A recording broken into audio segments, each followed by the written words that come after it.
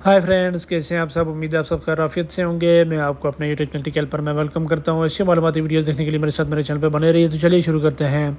तो वीज़ा आज हमारा टॉपिक, जैसा कि आप थंबनेल में देख सकते हैं, कीवा की अगर आप कीवा में आप अपना जो है एंड ऑफ सर्विसेज समझ लें, बेनिफिट जो है आपका सेटलमेंट, फाइनल सेटलमेंट जो है वो आप चेक करना चाह रहे हैं, तो आप किस तरह से चेक कर सकते हैं। अच्छा, इससे पहले हमने बताया था कि आप अपना फाइनल सेटलमेंट, अपना हिसाब किताब जो होता है, अपना कंपनी का एंड ऑफ सर्विसेज जो बेनिफिट्स होते हैं, जो आपकी सर्विस ख़त्म होती है 1 साल 2 साल 4 साल 6 साल 10 20 15 जो भी है, उसमें जो एंड ऑफ सर्विसेज आपको जो पैसे मिलते हैं, आपका हिसाब किताब, वो आप किस तरह से गोसी में किस तरह से चेक कर सकते हैं, गोसी के थ्रू। उसके बाद अभी हम फिर चेक कर रहे हैं कि आप जो है उसको, अभी आप अगर कीवा में जाके चेक करना चाह रहे हैं, तो गवर्नमेंट के जो एक कैलकुलेटर जो उसमें उन्होंने वो एक सिस्टम दिया होता है, उसके थ्रू आप किस तरह से इसको चेक कर सकते हैं। अच्छा, ये थोड़ा सा आपको बता दूंगा, थोड़ा सा इसमें ज़रा वो होता है, डिफरेंस होता ही है हल्का सा, मतलब वो थोड़ा कम ज़्यादा हो सकता है, थोड़ा कम ही होता है इसमें, वो शो करता है, इससे ज़्यादा ही होता है आपका कंपनी का। अगर आपके पास छुट्टी बैलेंस है या कुछ बोनसेस वगैरह हैं, तो वो ये चीज़ें छोड़ के ये बेसिक है, उस पर आपके उस पर कैलकुलेट करके निकालता है कि आपका 5 साल 6 साल 10 साल 8 साल, उस हिसाब से ये निकालता है। ठीक है, तो इतना ज़्यादा डिफरेंस नहीं होता, लेकिन थोड़ा सा डिफरेंस हो भी सकता है। लेकिन ये ऑलमोस्ट आपके जो बेनिफिट बनेगा end of the year services, उसके करीब करीब ही होगा आपके जो जितने साल होंगे। तो इसके लिए आपने करना कि आप अपने कीवा अकाउंट को लॉगिन कर दें। लॉगिन करने के बाद यहाँ पे आ जाएगा इंडिविजुअल अकाउंट। ठीक है, इंडिविजुअल अकाउंट के सामने जो एरो बना हुआ, आपने इस पर क्लिक कर देना है। इस पर क्लिक करेंगे इंडिविजुअल अकाउंट पे, तो यहाँ पे आपका वो करंट स्टेटस हो जाएगा, कौन सी कंपनी में क्या है, ये वो करंट जॉब आ जाएगा, कब से पीरियड स्टार्ट है, ये वो सारी चीज़ें आ जाएंगी। तो यहाँ पे आप बॉटम में आप चले जाएँ, यहाँ सबसे यहाँ पे आपके पास एम्प्लॉयर ट्रांसफ़र, चेंज ऑक्यूपेशन, ये सारी चीज़ें नज़र आएंगी। And of services reward calculator, यहाँ पे लिखा हुआ है and of services reward calculator, यहाँ पे भी है। उसके अलावा यहाँ पे अगर नीचे आप आ जाएंगे, तो इसमें बिल्कुल लास्ट में यहाँ पे फॉर एम्प्लॉयज़, यहाँ पे एम्प्लॉयज़ में आ जाएंगे। और सॉरी, इसके अलावा आपके पास यहाँ पे है ये tools and calculators. Tool and calculators में end of services reward calculator, आप इस पर क्लिक कर दें। सॉरी, टूल एंड कैलकुलेटर में आप ये and of services reward calculator, आप इस पर क्लिक कर दें।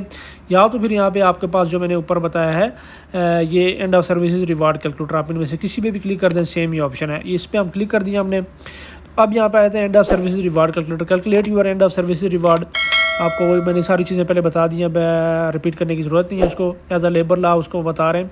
अच्छा, इसमें आपके पास दो ऑप्शन आ जाते हैं, लिमिटेड पीरियड और अनलिमिटेड पीरियड। ठीक है, टाइप्स ऑफ कॉन्ट्रैक्ट। तो इसमें आप लिमिटेड पीरियड वो वाले जो आपके पास 1 साल का कॉन्ट्रैक्ट है, 2 साल का है, 18 महीने का है, या जो भी है, एक कॉन्ट्रैक्ट होता है 2 साल के बाद वो एक्सपायर हो जाता है, फिर आपका दोबारा से कॉन्ट्रैक्ट होता है, ये लिमिटेड पीरियड हो जाता है। अनलिमिटेड पीरियड, इसमें कोई टाइम फ्रेम नहीं है, कुछ भी नहीं होता है।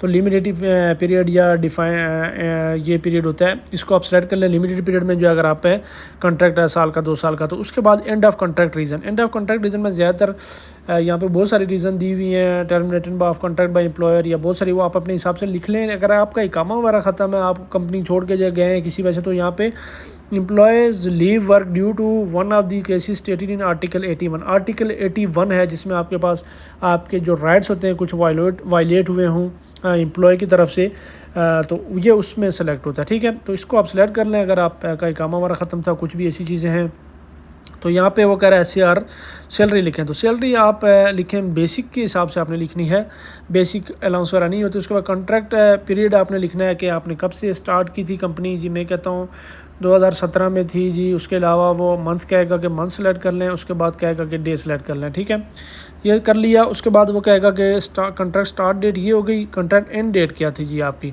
मैं कहता हूँ जी कॉन्ट्रैक्ट एंड डेट यहाँ पे ईयर वो कर लिया, इसको मैंने दोबारा से जुलाई कर ली, इसको 17 कर लिया, ये हो गया। ठीक है, अब ये आप देख लें, लिमिटेड पीरियड हो गया, एम्प्लॉय लीज वो हो गया, एंड ऑफ कॉन्ट्रैक्ट रीज़न हो गई, सैलरी हो गई, कॉन्ट्रैक्ट स्टार्ट डेट हो गया और कॉन्ट्रैक्ट एंड डेट हो गई। ठीक है, यहाँ पे ये नीचे बता भी रहा है कि 7 year 6 days including the end date, 7 साल और 6 दिन बने हैं आपके। अब यहाँ पे simple calculate end of service reward पे हम क्लिक करेंगे, तो ये आपके हिसाब किताब निकाल के सामने ले आया है। यहाँ पे limited period end of employ आप 2200 से हिसाब से आपको कुछ 7 साल का कुछ महीने का हिसाब, ये कैलकुलेटर रिवार्ड जो बता रहा है कि 9936.67 ये आपका बेनिफिट टोटल बन रहा है। ठीक है, तो इस तरह से आप अपना बेसिक के हिसाब से, आप अपने बेसिक के हिसाब से कैलकुलेट होता है, तो इस तरह से आप अपना बेनिफिट आप कैलकुलेट कर सकते हैं थोड़ा बहुत आपको मैंने शुरू में बता दिया, ऊपर नीचे हो सकता है, लेकिन एग्जैक्ट फिगर एकदम से एग्जैक्ट नहीं होगा, लेकिन थोड़ा सा डिफरेंस होगा, बहुत ज़्यादा डिफरेंस नहीं होगा, हल्का सा डिफरेंस होगा, लेकिन आपको ये काफ़ी करीब तर होगा उसके। ठीक है, तो उम्मीद करता हूँ वीडियो आपको पसंद आई होगी। ऐसी मालूमाती वीडियोस देखने के लिए मेरे साथ मेरे चैनल पर बने रहिए, तो मैं आपके लिए ऐसी मालूमाती वीडियोस शेयर करता रहूँगा। तो मिलते हैं नेक्स्ट वीडियो में, आप लोग बहुत ख्याल रखिएगा। अल्लाह हाफिज़।